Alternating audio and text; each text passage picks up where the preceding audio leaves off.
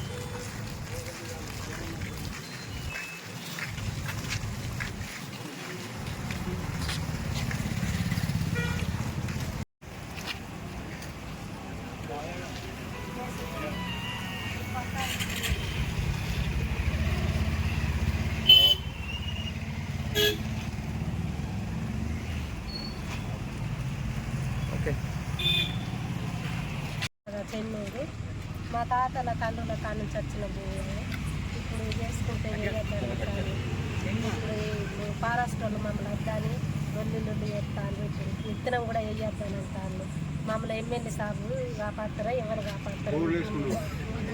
బోర్లు వేసుకున్నాము, మాకు రైతు బంధు వస్తుంది, రుణమాలు వస్తుంది, కాపు లోన్ వస్తుంది.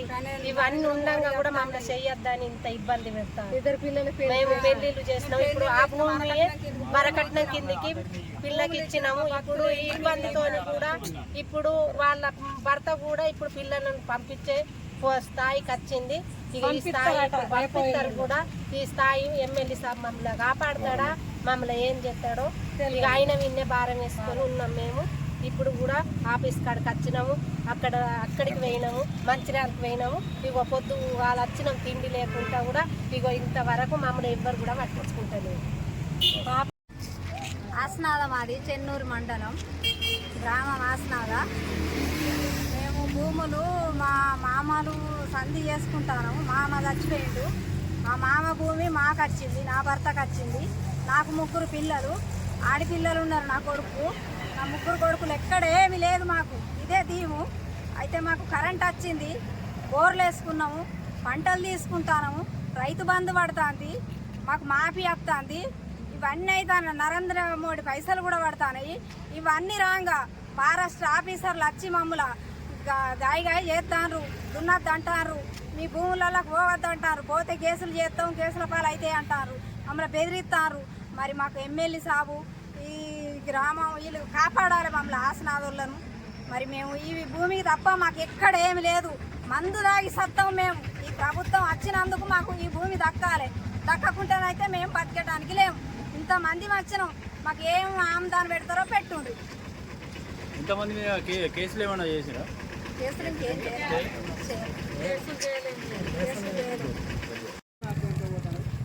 సార్, అందరికీ నమస్తే. మాది చెన్నూరు మండలం ఆసనాద గ్రామం. మా సమస్య ఏంటంటే, మాకు నా వయసు ఒక 40 ఉంటుంది కావచ్చు.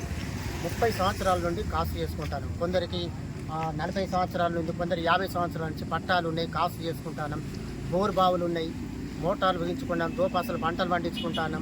నరేంద్ర మోడీ పైసలు పడుతున్నాయి, రైతు బంధు వస్తున్నాయి. ఎలాంటి ఆటంకం ఏం లేదు. ఇన్ని పంటలు మంచిగా పండించుకుంటాను, తింటున్నాను. కానీ ఇదే భూమి మీద ఆధారపడి కొందరు ఆడబిడ్డలు పెళ్లి చేసి కట్న కానుకలు కూడా ఈ భూమి ఇచ్చే లావాణి పట్టాలు మాకు సర్కార్ అప్పటి ప్రభుత్వం మాకు లావాణి పట్టాలు మంజూరు చేసింది. ఈ పట్టాల మీద బతుకుతున్నాం. ఈ భూమి తప్ప మాకు ఎక్కడ ఏం ఆధారం లేదు. ఇప్పుడు వచ్చిన సమస్య ఏంటంటే, ఈ మధ్యలో ఫారెస్ట్ వాళ్ళు వచ్చి ఆ భూములు అడుగు పెడితే మీద కేసులు పెడతామని, కానీ ఈ ఆయిట్ పడంగా ఇత్తనాలు వేసి ఉంటుంది. వర్షాకాలంలో విత్తనం కూడా వేయకుండా చేస్తుంది. ఇప్పుడు విత్తనం వేయకుంటే 150 కుటుంబాలు సార్, 150 కుటుంబాలు ఎవరు ఆదుకుంటారు? మేము పోయిన శుక్రవారం రోజు మా ఎమ్మెల్యే సాబ్ దగ్గర కూడా పోయినాం. వారు కూడా హామీ ఇచ్చారు. అతను ఇచ్చిన హామీని ఇక్కడ ఎఫ్డీఓ గారు కలిస్తే అలాంటి ఏం జరగదు, మీరు అడుగు పెడితే మాత్రం మీ మీద క్రిమినల్ కేసు పెడతాం, నాన్ వేలబుల్ కేసు పెడతామని మమ్మల్ని భయపెడతాను. ఇలాంటి జరిగితే 150 కుటుంబాలు రోడ్ల పడి మందు తాగి సచ్చే తప్ప మాకు ఎలాంటి మాకు ఈ భూమి తప్ప మాకు గుంట భూమి కూడా ఏం లేదు. ఈ భూమి మీద జీవనోపాధి మాకు. ఇలాంటి భూమి కోల్పోతే మేము బతుకోవడానికి వేస్ట్, మా జీవితాలు వేస్ట్. కావున దీని మీద ప్రభుత్వం వెంటనే స్పందించి ఈ కాస్తుల్లో కొత్తగా మేము ఇంత ఫారెస్ట్ భూమి కొత్త అడుగు కూడా పెట్టలే. ఇది లావాని భూమి. మా ప్రభుత్వం లావాని భూమి 2005లో పట్టాలు, 1971 పట్టాలు ఇచ్చిన కొందరికి చాలా సంవత్సరాల కింద పట్టాలున్నాయి. కావున దీని మీద తక్షణమే ఎమ్మెల్యే సాబు గారు మరొకసారి స్పందించి పై అధికారుల మీద ఒత్తిడి తెచ్చి రేవంత్ రెడ్డి గారి దాకా పోయి సీఎం గారి దృష్టికి తీసుకొచ్చి మాకు న్యాయం చేసి మా భూముల మీదకి ఎవరు అరాచకం చేయకుండా మా భూములు మాకు ఇప్పించగలరని అందరికీ ప్రార్థిస్తున్నాం.